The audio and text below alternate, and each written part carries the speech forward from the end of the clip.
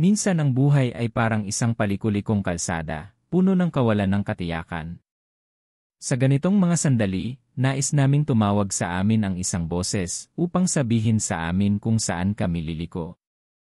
Nakarinig ka na ba ng ganyang bulong na nagsasabing nasa tamang landas ka? Kasalukuyan ka bang nag-iisip kung ginagawa mo ba ang tama o ginagawa mo ito ng tama? Minsan ba ay naghahangad ka ba ng katiyakan o naghahanap ng paraan upang malaman ang pagsang-ayon ng Diyos sa iyong direksyon? Ang Diyos ay mapagmahal at nagpapadala ng malinaw na senyales na ikaw ay nasa tamang landas. Ngunit gaano ka sensitibo sa mga palatandaang ito? Maaaring nahihirapan ka sa mga desisyon tungkol sa kung aling landas sa karera ang tatahakin, kung lilipat ba sa isang bagong lungsod, kung paano haharapin ang mga pinansyal na pangako, o maging ang pagpili ng tamang relasyon upang mamuhunan. Minsan, maaaring ito ay tungkol sa pag-alam sa pinakamahusay na paraan upang matulungan ang isang mahal sa buhay na nasa krisis, o pag-isip kung ang isang pagkakataon bago ka ay tunay na mula sa Diyos. Ang ating limitadong kaalaman ng tao ay nagpapahirap na makakita ng higit sa kasalukuyan. Ngunit ang Diyos ay omniscient. Nakikita niya ang lahat, ang iyong nakaraan, kasalukuyan, at hinaharap. Siya lamang ang makapagpahayag ng wakas mula sa simula. Ang pagkakaroon ng akses sa puso ng Diyos tungkol sa iyong paglalakbay ay isang malaking pribilehyo. Tinutulungan ka nitong gawin ang bawat hakbang ng may kumpiyansa, dahil alam mo na kahit na tila hindi malinaw ang mga pangyayari, ikaw ay pinangungunahan ng banal at nakahihigit na karunungan ng Diyos. Tinitiyak nito sa iyo ang maganda at ligtas na kinabukasan. Bago tayo magpatuloy, mangyaring mag-subscribe sa channel na ito at i-click ang notification button. Nag-aalala ang Diyos sa paglalakbay ng kanyang mga anak at hindi niya pinapanood silang naliligaw. Siya ay nagbibigay ng banal na patnubay upang pigilan sila sa paglakad sa kanal. Gayunpaman, ang problema ay ang karamihan sa mga tao ay walang kaalaman sa pangunguna at pagsang-ayon ng Diyos. Dahil dito, nabubuhay sila sa takot at pagdududa sa halip na tiwala at katiyakan. Sinasabi ng Biblia sa Isaias 30:21, kung ikaw ay lumiko sa kanan o sa kaliwa, ang iyong mga tainga ay makakarinig ng isang tinig sa iyong likuran na nagsasabi, ito ang daan. Lumakad ka roon. Marahil ay naghihintay kang marinig ang tinig ng kumpirmasyon ng Diyos tungkol sa iyong mga desisyon sa iba't ibang sangang daan ng iyong buhay. Ngunit ang katotohanan ay ang Diyos ay hindi palaging nagsasalita sa pamamagitan ng malakas na boses o kumikislap na mga palatandaan. Kung minsan, ang kanyang patnubay ay dumarating sa mga tahimik na kumpirmasyon na maaaring mukhang banayad ngunit hindi maikakaila. Marahil ay ibinigay na sa iyo ng Diyos ang kumpirmasyon na kailangan mo, ngunit hindi mo ito nakilala dahil inaasahan mo ang isang bagay na kapansin-pansin. Maaari mo bang tinatanaw ang kanyang tinig dahil hindi ito darating tulad ng iyong inaakala? Masyado tayong nakatutok sa pag-asa sa mga supernatural na paghahayag kaya hindi natin nakalimutan ang simple, ngunit makapangyarihang mga paraan na binibigyan tayo ng Diyos ng kasiguruhan. Kung maglaan ka ng ilang sandali upang magmuni-muni habang pinapanood mo ang video na ito, maaari mong mapagtanto na ang kanyang sagot ay nasa iyo sa lahat ng oras. Ang mensaheng ito ay dumating sa iyo mula sa Diyos upang alisin ang iyong mga pagdududa at magbigay ng kalinawan sa iyong puso. Hindi gusto ng Diyos na mapigil ka ng kawalan ng katiyakan o takot. Kung saan binigyan ka niya ng kanyang pagsang-ayon, nais niyang sumulong ka ng may katapangan at pananampalataya. Nais niyang maniwala kang ginawa niya ang mga baluktot na landas na tuwid sa harap mo. Kasabay nito, kung ang Diyos ay nagpapakita sa iyo na ang iyong desisyon ay hindi nakahanay sa kanyang pinakamahusay para sa iyo, ito ay hindi para panghinaan ka ng loob, kundi para i-redirect ka sa tamang landas. Nais niyang lumakad ka sa kanyang perpektong kalooban, kung saan makakatagpo ka ng kapayapaan at katuparan. Ang 5 palatandaang ito ay mga tagapagpahiwatig na ikaw ay nasa tamang landas. Buksan ang iyong puso sa Diyos at hayaang gabayan ka niya sa kanyang masaganang kaalaman habang tinatalakay natin ang mga ito. Sign number 1, ikaw ay may inner peace at assurance. Kung ikaw ay nasa isang sangang daan, tinitimbang ang iyong mga pagpipilian, at naghahanap ng direksyon ng Diyos sa pamamagitan ng mga panalangin, natural para sa iyo na maghanap ng mga panlabas na kumpirmasyon. Ngunit kung minsan, ang pinakamalinaw na tanda ay kung ano ang nararamdaman mo sa loob mo. Ano man ang sitwasyon sa paligid ng iyong desisyon, kung nakadarama ka ng kapayapaan, mariing ipinapahiwatig nito na pinagtitibay ng Diyos ang iyong desisyon. Ang kapayapaan ay hindi ang kawalan ng mga paghihirap. Sa halip, ito ay ang kawalan ng takot na kasama ng presensya ng katiyakan ng Diyos.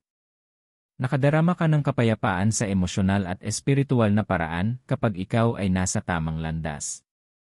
Ang emosyonal na kapayapaan ay maaaring nakadepende sa lahat ng nangyayari ng maayos. Ito ay dumarating kapag mayroon kang pera sa bangko, kapag sinang-ayunan ng mga tao ang iyong mga pagpipilian, o kapag ang iyong buhay ay predictable at komportable.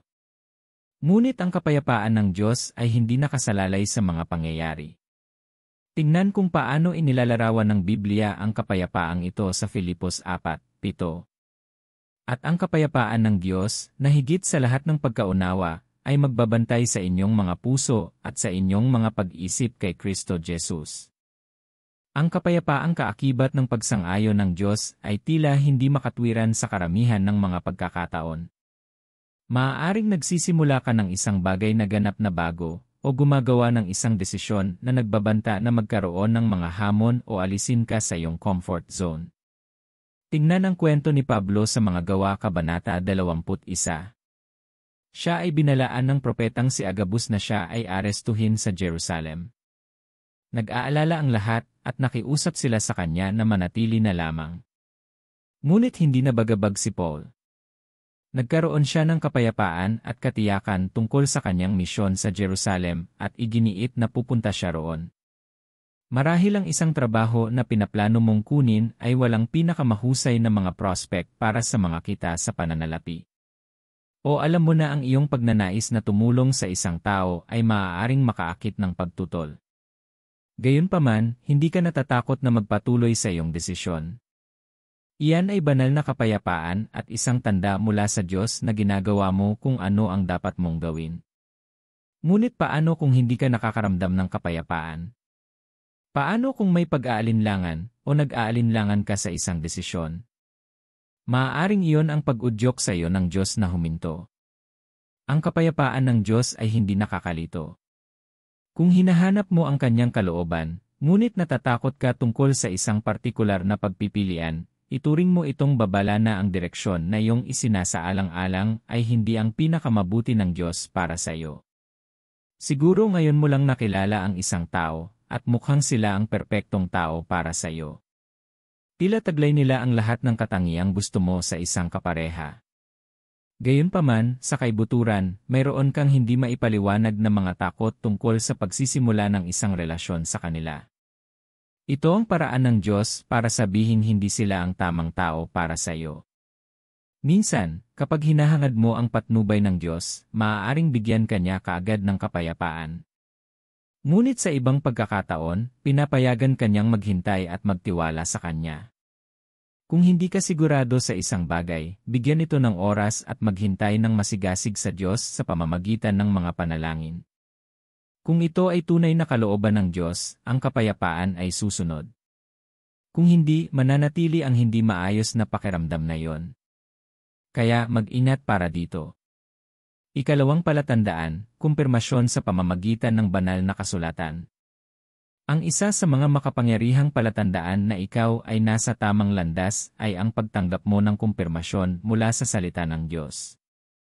Sinasabi ng awit 119, 105, ang iyong salita ay lampara sa aking mga paa, isang liwanag sa aking landas.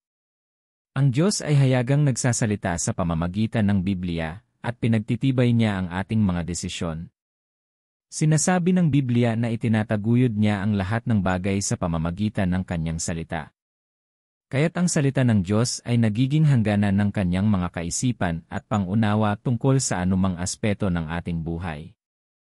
Karamihan sa mga tao ay naghahangad ng mga panaginip at mga pangitain na nagbibigay ng matingkad na mga larawan ng kung ano ang dapat nilang gawin. Ngunit habang ang iyong mga damdamin ay maaaring manipulahin ang mga panaginip, walang demonyo ang maaaring manipulahin ang salita ng Diyos. Ito ang dahilan kung bakit kailangan mong hanapin ang kumpirmasyon ng salita ng Diyos bago ka magpatuloy sa anumang desisyon. Kailangan mong tanungin ang iyong sarili kung ano ang sinasabi ng salita ng Diyos tungkol sa kung ano ang iyong gagawin. Itinuturing ba ng kasulatan na angkop ito? Ito ba ay naayon sa mga utos ng Diyos na ibinigay sa pamamagitan ng kanyang salita? Ang tinig ng Diyos ay hindi kailanman sasalungat sa kanyang nakasulat na salita. Kung ikaw ay gumagawa ng isang desisyon at nalaman na ito ay nakaayon sa mga simulain ng Biblia at sa karunungan ng Diyos, iyon ay isang malakas na senyales na ikaw ay nasa tamang landas. Sa kabilang banda, kung ang iyong hinahangad ay sumasalungat sa ipinahayag na ng Diyos sa banal na kasulatan, kung gayon ito ay isang tanda ng babala na dapat mong muling isaalang-alang ang iyong desisyon. Halimbawa, kailangan mo ng trabaho at sinabi ng Human Resources Manager na dapat kang huminto sa pagsisimba para makakuha ng trabaho. Iyan ay hindi maaaring isang trabaho mula sa Diyos. O kailangan mo ng asawa na nagsasabing kailangan mong manganak ng anak para sa kanya bago kanya pakasalan. Mula sa salita ng Diyos, iyan ay pakikiapid. Kaya, ito ay isang senyales na ang landas ay mali. Ang Diyos ay nagsasalita sa iba't ibang paraan sa pamamagitan ng kanyang salita. At ang isa sa mga pinakakaraniwang paraan ay ang pagbibigay ng espesipikong mga talata sa Biblia sa iyong pansin sa tamang panahon. Naranasan mo na bang manalangin tungkol sa isang bagay para lamang mabuksan ang iyong Biblia at makatagpo ng isang sipi na direktang nagsasalita sa iyong sitwasyon?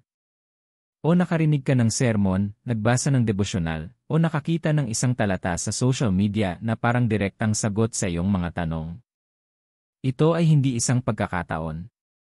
Ginagamit ng Diyos ang kanyang salita upang kumpirmahin ang nais niyang malaman mo.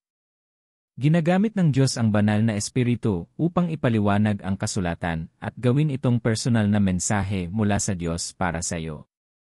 Nangako si Jesus sa Juan 14:26 na ang banal na espiritu ay magtuturo at magpapaalala sa atin ng lahat ng kanyang sinabi. Nangangahulugan ito na kapag hinahangad mo ang kalooban ng Diyos, dadalhin ng banal na espiritu ang tamang mga banal na kasulatan sa iyo upang kumpirmahin kung ikaw ay nasa tamang landas o kailangan mong baguhin ang iyong direksyon.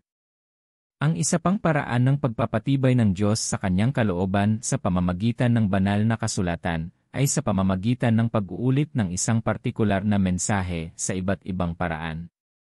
Marahil ay nagbabasa ka ng isang talata sa panahon ng iyong debosyon, nakarinig ng parehong mensahe sa isang sermon, at kalaunan ay hindi namamalaya ng isang kaibigan ang ibinahagi sa iyo ang parehong talata. Ang mga paulit-ulit na pagkumpirma na ito ay paraan ng Diyos para matiyak na hindi mo makaligtaan ang kanyang patnubay. Kapag talagang nais ng Diyos na malaman mo ang isang bagay, pinatitibay niya ang mensahe ng maraming beses upang makasulong ka ng may kumpletong katiyakan na pinapatnubayan ka ng Diyos sa tamang landas. Isipin kung natatakot ka at hindi sigurado sa paggawa ng isang hakbang. Pagkatapos ay dinadala ng Diyos sa iyo ang talatang ibinigay sa banal na kasulatan na ibinigay niya sa Joshua 1:9 kung saan hinimok ng Diyos si Joshua na maging malakas at matapang. O marahil ay iniisip mo kung dapat kang makipagsosyo sa isang taong hindi naniniwala kay Kristo, at ipinaalala sa iyo ng Diyos ang talata ng banal na kasulatan na nagsasabing hindi ka dapat makipamatok ng hindi pantay sa mga hindi mananampalataya. Ito ay mga praktikal na paraan kung saan maaaring gabayan ka ng Diyos. Lagi siyang may mga salita na angkop sa iba't ibang sitwasyon ng iyong buhay. Gayunpaman, ang kumpirmasyon sa pamamagitan ng banal na kasulatan ay hindi lamang tungkol sa paghahanap ng isang talata na sumusuporta sa kung ano ang gusto mo nang gawin. Ito ay tungkol sa pagsuko ng iyong mga hangarin sa Diyos at pagpayag sa kanyang salita na pangunahan ka, kahit na tumuturo ito sa direksyon na hindi mo inaasahan. Kung minsan ay naghahanap tayo ng mga banal na kasulatan na nagbibigay katwiran sa ating mga pagpili sa halip na taimtim na hilingin sa Diyos na ihayag ang kanyang kalooban. Maaari pa rin itong humantong sa mga maling desisyon. Ngunit kapag nilapitan mo ang Biblia ng may taimtim na puso, papatnubayan ka ng Diyos ng malinaw at tapat. Basahin ang salita ng palagian. Kung nahihirapan kang malaman kung kinukumpirma ng Diyos ang iyong desisyon sa pamamagitan ng banal na kasulatan, kapag mas ibinaon mo ang iyong sarili sa banal na kasulatan, mas madali itong makilala ang tinig ng Diyos. Ang mga sagot na hinahanap mo ay nakasulat na sa salita ng Diyos. Kailangan mo lamang isuko ang iyong puso sa Diyos upang matanggap ang mga sagot na iyon. Kapag pinagtibay ng Diyos ang iyong landas sa pamamagitan ng banal na kasulatan, ginagawa niya ito sa paraang nagdudulot sa iyo ng kapayapaan at katiyakan. Maaaring hindi mo naisip ang lahat, ngunit malalaman mo sa iyong espiritu na ikaw ay gumagalaw sa tamang direksyon. Lagda bilang 3, nakahanay ng mga pangyayari at bukas na mga pinto.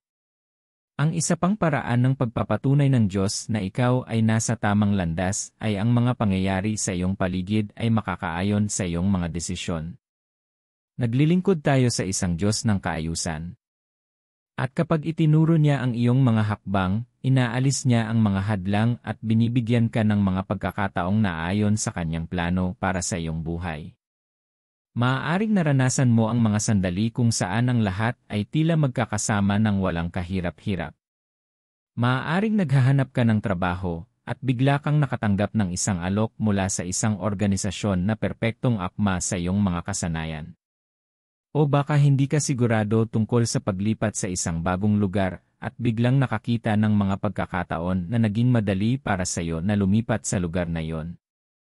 Gayunpaman, mahalagang maunawaan na ang mga bukas na pinto ay hindi palaging nangangahulugan na ang iyong paglalakbay sa landas na iyon ay magiging madali. Kahit na pinangungunahan ka ng Diyos, maaari pa ring dumating ang mga hamon. Ang pagkakaiba ay nasa kabila ng mga paghihirap, ang mga bagay ay usad pa rin sa tamang direksyon. Ang mga balakid na iyong kakaharapin ay hindi magiging mga hadlang para itaboy ka, ngunit magiging mga hakbang na magdadalisay at maghahanda sa iyong hinaharap. Kung minsan, ang mga nakahanay na pangyayari ay dumarating sa anyo ng mga pagkaantala. Maaaring may mga sandali na ang isang pinto na inaasahan mong lakaran ay nananatiling nakasara, at ang mga bagay ay hindi gumagana. Ngunit kung minsan ay isinasara ng Diyos ang ilang mga pintuan upang protektahan ka at bigyan ka ng mas mahusay. Ang mukhang napalampas na pagkakataon ay maaaring paraan ng Diyos para ilayo ka sa isang bagay na hindi naaayon sa kanyang pinakamahusay para sa iyo. Kapag ang mga pangyayari sa paligid mo ay umaayon sa mga paraan na nagpapatunay kung ano ang iyong ipinagdarasal, ito ay matibay na katibayan na ikaw ay gumagalaw sa tamang direksyon. Ngunit paano ka makatitiyak na ang mga bukas na pintong ito ay mula sa Diyos? Kailangan mong isaalang-alang kung naaayon sila sa kanyang salita at karakter. Hindi kailanman magbubukas ang Diyos ng pinto na maglalayo sa iyo mula sa kanyang katotohanan, presensya, at layunin. Sa Genesis 39, nakatanggap si Joseph ng alok mula sa asawa ni Potiphar na mukhang bukas na pinto.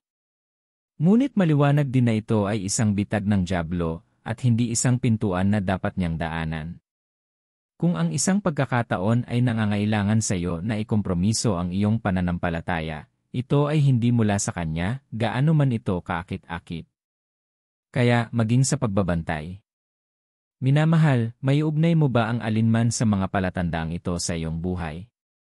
Magpatuloy sa akin habang sinusuri namin ang 2 pang palatandaan na nagpapatunay na nasa tamang landas ka. Lagda bilang 4, kumpirmasyon sa pamamagitan ng matalinong payo at makadiyos na mga tagapayo.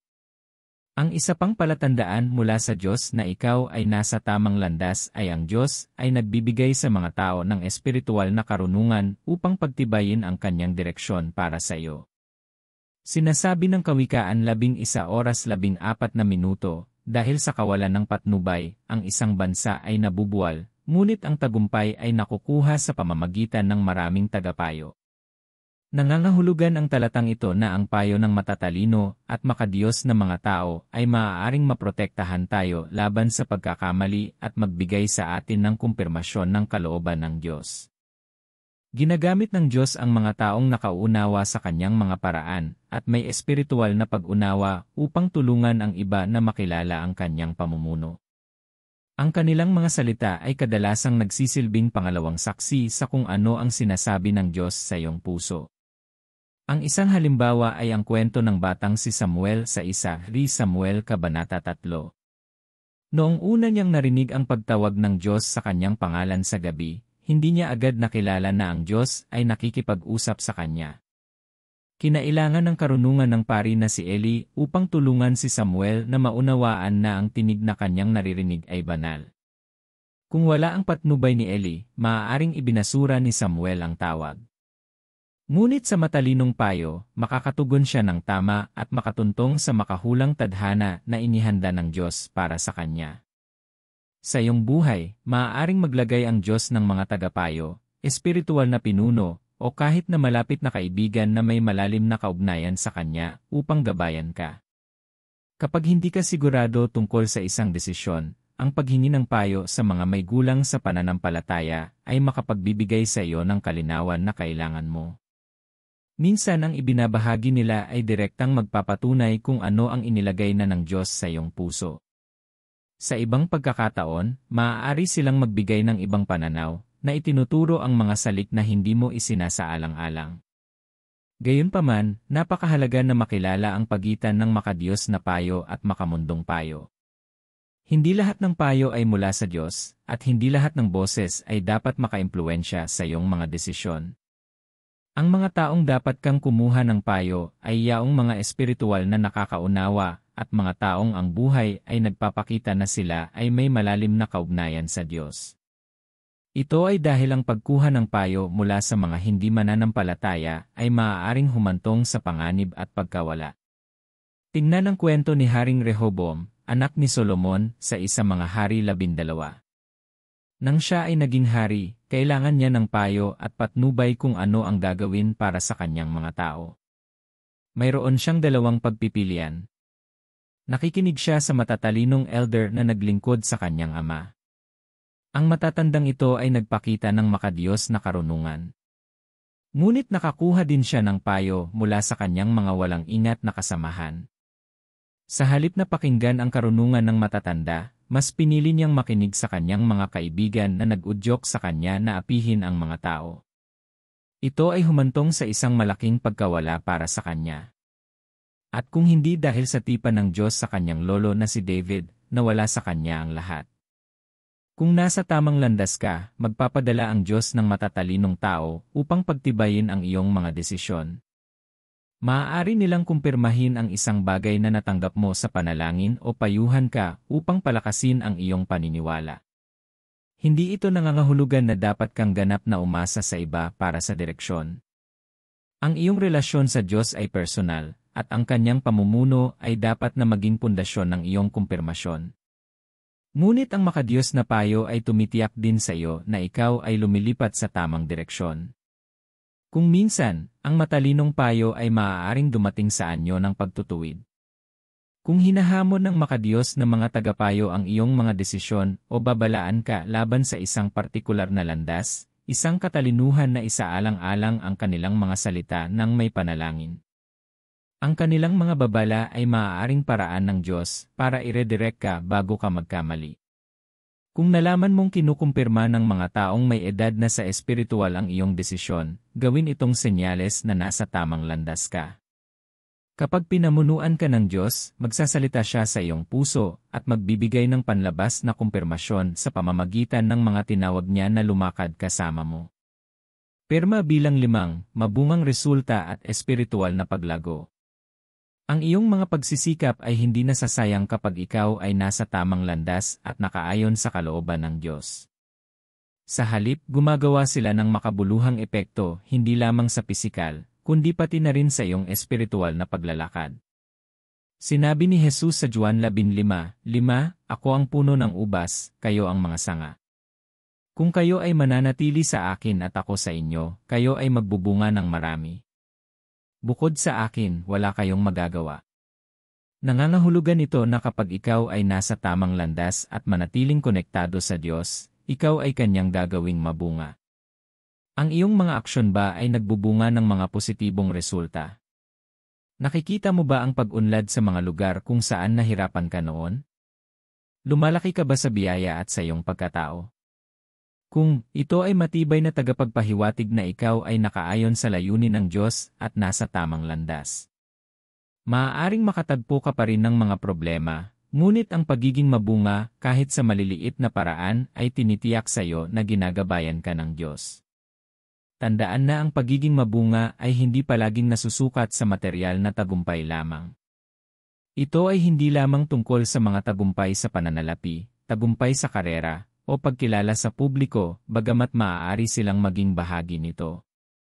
Ang tunay na pagiging mabunga ay ang iyong epekto sa iba, ang katuparan na iyong nararanasan, at kung paano lumalago ang iyong relasyon sa Diyos. Ang mga tao ba ay pinagpapala sa pamamagitan ng iyong trabaho? Ang iyong mga salita at kilos ba ay humahantong sa iba na mas malapit sa Kanya?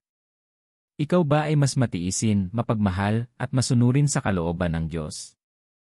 Ito ay mga palatandaan na ikaw ay namumunga ng espiritual na bunga. Minsan ang katibayan ng iyong espiritual na paglago ay makikita sa kung paano ka tumugon sa mga hamon.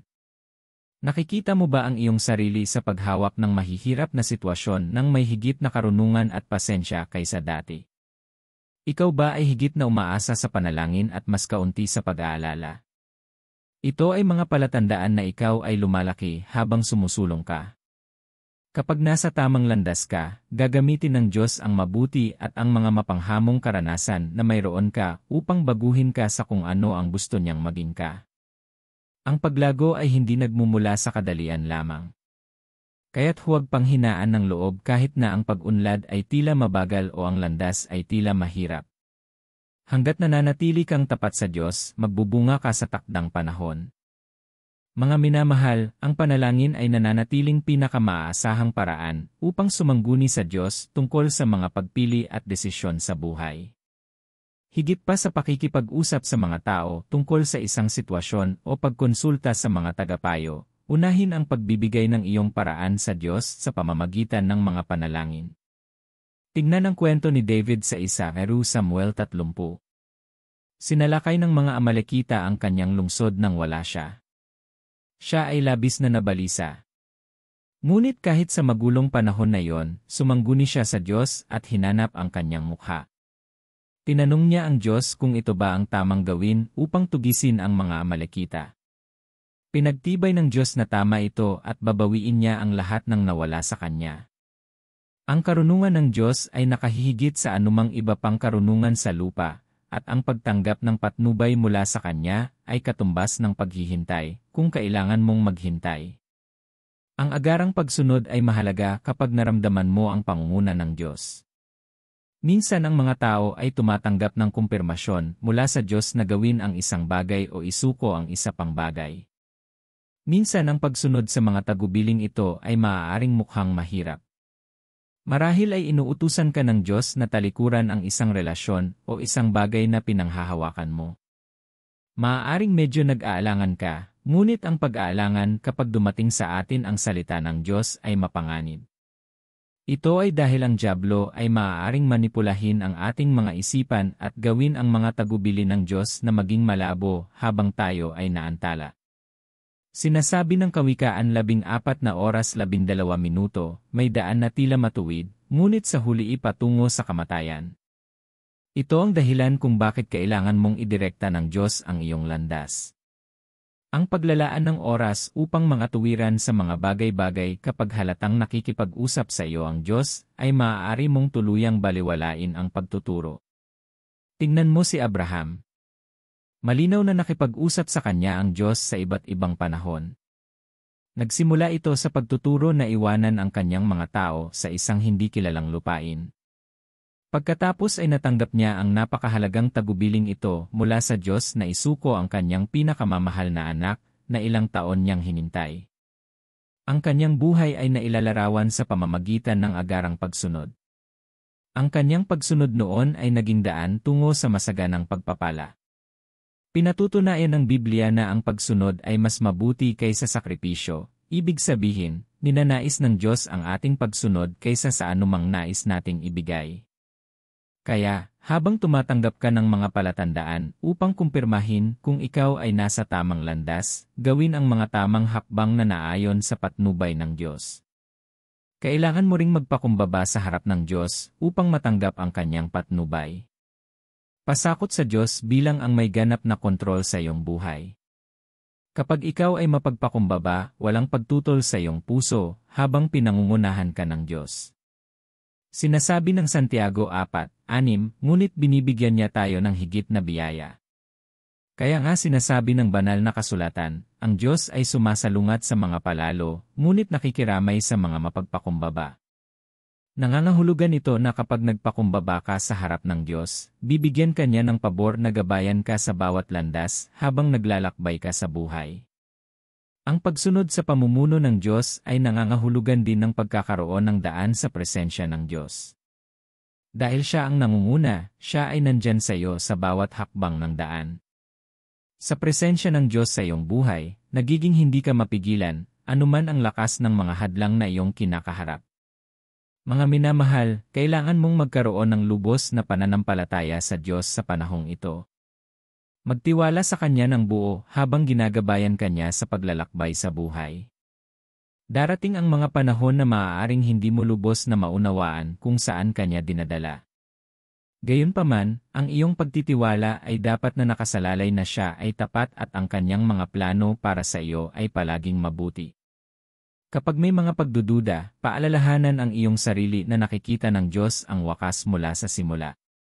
Ang tila hindi sigurado o nakalilito sa iyo ay naayos na sa Kanyang perpektong karunungan at ganap na kaalaman. May mga pagkakataon na ang landas na ginagabayan ka ng Diyos ay malungkot. Maaari kang makatagpo ng mga hamon na nagpapaisip sa iyo na nagkakamali ka, ngunit nais ng Diyos na patuloy kang lumakad ng may pananampalataya. Tinitiyak sa atin ng Kanyang salita na pinapatnubayan niya ang mga hakbang ng mga nagtitiwala sa Kanya. Kaya, bitawan mo ang iyong mga takot. Kung kinumpirma ng Diyos ang iyong landas, pagkatapos ay sumulong ng may kumpiyansa. Makatitiyak na susuportahan at pagpapalain ka niya sa bawat hakbang. Manalangin tayo. Ama sa langit, salamat sa mga palatandaang ibinigay mo sa akin upang kumpirmahin na ako ay nasa tamang landas. Ang aking kaalaman ay limitado at hindi ko makita ang higit sa kasalukuyan. Kaya, ako ay pumupunta sa iyo ngayon upang hingin ang iyong gabay at tulong. Hinihiling ko na gabayan mo ako sa mga tamang landas alang-alang sa iyong pangalan. Salamat sa panloob na kapayapaan at katiyakan mula sa paglalakad na naayon sa iyong kalooban. Sinasabi ng iyong salita na pananatilihin mo sa sakdal na kapayapaan ang mga nananatili sa iyo ang isip dahil nagtitiwala sila sa iyo. Hinihiling ko na sa tuwing nagsisimula akong hindi mapakali o hindi mapalagay sa anumang desisyon, tulungan mo akong maglaan ng oras upang tingnan ang iyong mukha. Hinihiling ko rin na tulungan mo akong makilala ang iyong tunay na kapayapaan. Hinihiling ko na tulungan mo akong hindi malinlang ng kapayapaang dulot ng magandang pisikal na kalagayan. Ama, dalangin ko na ang iyong salita ay patuloy na maging ilawan sa aking mga paa at liwanag sa aking landas. Hinihiling ko na ipadala mo ang iyong banal na espiritu upang buksan sa akin ang banal na kasulatan kapag ako ay nalilito tungkol sa tamang landas. Dalangin ko na tulungan mo ako na huwag hanapin ang mga kasulatan na angkop sa aking mga aksyon ng walang kabuluhan, ngunit hanapin ang iyong mukha ng totoo sa kung ano ang nais ng aking puso. Kung itinutulak ko ang mga pintuan na hindi para sa akin, mangyaring isara ito, Panginoon. Pero kung saan ka gumawa ng paraan, dalangin ko na walang makakahadlang o makakapagpaantala sa layunin mo sa buhay ko. Panginoon, dalangin ko na tulungan mo ang aking puso na manatiling mapagpakumbaba upang makatanggap ng pagtutuwid at direksyon. Hinihiling ko na iwasan mo ako mula sa pagmamataas na magtutulak sa akin na tanggihan ang matalinong payo. Hinihiling ko na bigyan mo ako ng pag-unawa upang makilala ang mga tinig na naayon sa iyong kalooban at yaong hindi. Sa pagpapatuloy ko sa paglalakbay na ito, dalangin ko na ang aking buhay ay magbunga bilang katibayan ng iyong kamay sa akin.